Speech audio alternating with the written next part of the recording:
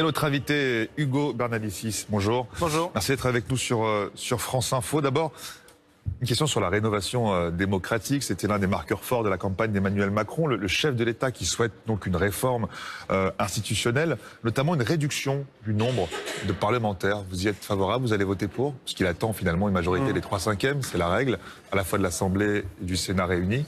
Non, on ne votera... Vous allez encourager cette réforme? Non, absolument pas. On ne va pas voter pour, et pour une raison bien simple, c'est que en fait, la ficelle est un peu grosse. La manœuvre, il ne s'agit pas de renforcer les pouvoirs de l'Assemblée nationale, comme on peut l'entendre, mais bien de renforcer le pouvoir de l'exécutif et du président de la République lui-même. Aujourd'hui, c'est un secret de polichinelle dans la Ve République que la politique est dirigée au cabinet de la présidence de la République, même pas au gouvernement, certainement pas à l'Assemblée nationale, alors que l'Assemblée nationale est censée voter la loi dans ce pays. On est reconduit à un rôle finalement d'amendement à la marge des textes déjà bien fixés. Ce n'est pas une surprise puisque c'est quand même l'esprit, on va dire, de la Constitution de la Ve République. Oui, et c'est là où est le avoir problème. Une majorité à l'Assemblée, un gouvernement qui dirige, l'exécutif donc. Je suis d'accord avec vous, c'est la logique. Parce que dans les faits, finalement, les lois qui sont votées viennent essentiellement de ce qu'on appelle les projets de loi, donc qui émanent de l'exécutif, donc c'est pas une surprise. Non, c'est pas une surprise, et vous avez raison de dire que c'est dans la continuité, dans la logique de cette Ve République. Mais c'est bien là le problème, c'est que les Français sont majoritairement favorables au passage à une Sixième République. Tous les sondages d'opinion qu'on fait été faits en la matière. Les sondages d'opinion, en tout cas, qu'on a réalisés au Doxa pour France Info et Le Figaro, 9 Français sur 10 sont favorables à une réduction du nombre de parlementaires. Oui, si vous prenez que ce point précis-là. Mais la refonte des institutions dans sa globalité, ça peut pas être le manque de confiance dans la démocratie et dans la politique, ça peut pas être juste diminuer le nombre de parlementaires. Ce serait trop facile, finalement. Donc il faut les conserver, les 577 députés? Moi je pense qu'il faut avoir une réforme d'ampleur, passer une Sixième République par une Assemblée constituante. Moi je suis favorable, par exemple, à la suppression du Sénat, si on veut supprimer des parlementaires, et de renforcer l'Assemblée nationale en nombre de parlementaires. De sorte à ce qu'il y ait plus d'implication des parlementaires dans aussi l'évaluation et le contrôle du gouvernement, mais aussi dans l'initiative parlementaire. Je rappelle que sous la Ve République, il y a un peu ce hiatus où on est censé être dans un régime parlementaire. C'est bien l'Assemblée nationale qui vote la loi, ce n'est pas l'exécutif qui fait la loi, l'exécutif la propose. Mais on a cette perversion de la Ve, comme vous l'avez fait remarquer tout à l'heure, qui montre que finalement on a une hypocrisie et que tout le pouvoir est concentré à l'Élysée. Un peu de temps après justement l'élection présidentielle, Jean-Luc Mélenchon, le leader de la France Insoumise, est apparu, on va dire, comme l'un des leaders de l'opposition dans l'opinion, ce qui est peut-être un peu moins le cas aujourd'hui, puisqu'on l'a vu, Laurent Wauquiez va aussi s'imposer comme l'un des leaders de l'opposition. On l'a vu, ils ont tous les deux fait front commun contre les médias. On en parlera justement tout à l'heure. La députée de Seine-Saint-Denis, la France Insoumise, Clémentine Autain, eh bien, souhaite davantage d'alliances, de pluralisme politique.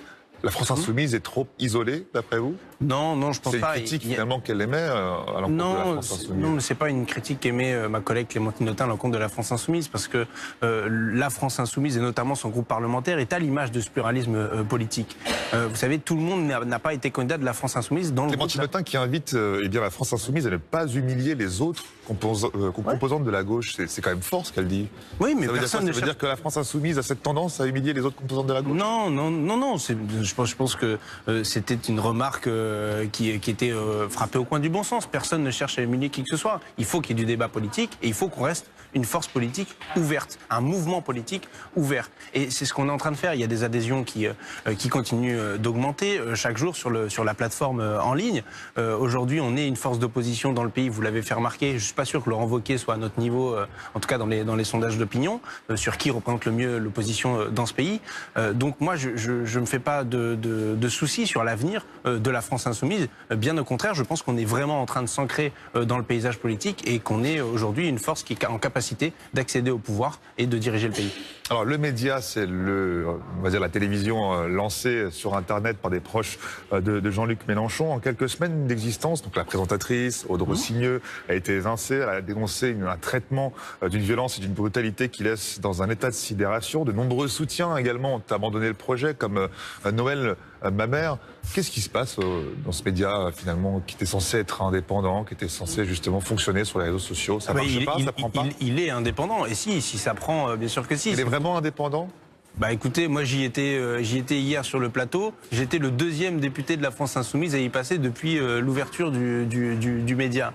Non, après c'est vrai que il y a des difficultés dans les rédactions, en règle générale, dans le monde de la presse, parce que c'est des lieux qui sont vivants, où il y a du débat, et tant mieux. Je veux dire, il y a votre collègue Mathieu Croissando qui s'est fait virer, on va dire comme ça, de son journal parce que la une ne plaisait pas. On n'en a pas fait des tonnes, et on n'a pas dit que l'Obs était le journal de je sais pas trop qui. Bon, et pourtant, il y a des propriétaires de médias derrière les médias. Ici, les propriétaires derrière le média, ce sont les socios, vous savez, ces gens qui participent financièrement aux médias, qui sont des citoyennes et des citoyens. Bon, mais moi, je veux lancer un message ici, c'est que je trouve anormal que La République En Marche, par exemple, boycotte ces passages sur le média. Alors même que des personnalités des Républicains y vont, des personnalités des autres forces politiques y vont, du Parti Socialiste, etc. Et aujourd'hui, on a La République En Marche qui fait preuve d'un sectarisme assez hallucinant en refusant de participer à des plateaux télé sur le média. Alors, hier, jeudi 8 mars, se tenait donc la journée internationale pour la lutte des droits pour les femmes, notamment dans le monde. Une cinquantaine de mesures ont été proposées par le gouvernement qui vont dans le sens justement de davantage d'égalité salariale entre les hommes et les femmes. Cette mesure notamment qui consiste à sanctionner les entreprises qui ne respectent pas cette règle. C'est pas exactement de la sanction, si vous regardez bien dans le détail. C'est d'abord de l'invitation à, puis un protocole dans le temps avec une obligation de résultat. Et à la fin, éventuellement, des sanctions. Et si on met tout ça bout à bout, c'est des sanctions peut-être dans 6 ans, 7 ans, 8 ans. Bon, non, c'est pas raisonnable. L'égalité salariale, ça doit être fait le plus rapidement possible et avec des sanctions qui doivent pouvoir être immédiates. Mais c'est-à-dire, par exemple, comment on fait ? Eh ben, par exemple, je pense qu'un délai de 2 ans ou 3 ans maximum pour les entreprises pour se remettre dans les clous de l'égalité stricte salariale à compétence égale, ce serait déjà leur faire un grand privilège. Parce que aujourd'hui, comment on justifie que une femme ne soit pas payée de la même manière qu'un homme? Pour moi, il faudrait même que ce soit une mesure immédiate de rattrapage des salaires en la matière. Mais en plus, on parle de contrôle. Qui est chargé des contrôles dans ces entreprises? C'est l'inspection du travail. Vous avez vu dans quel état se trouve l'inspection du travail?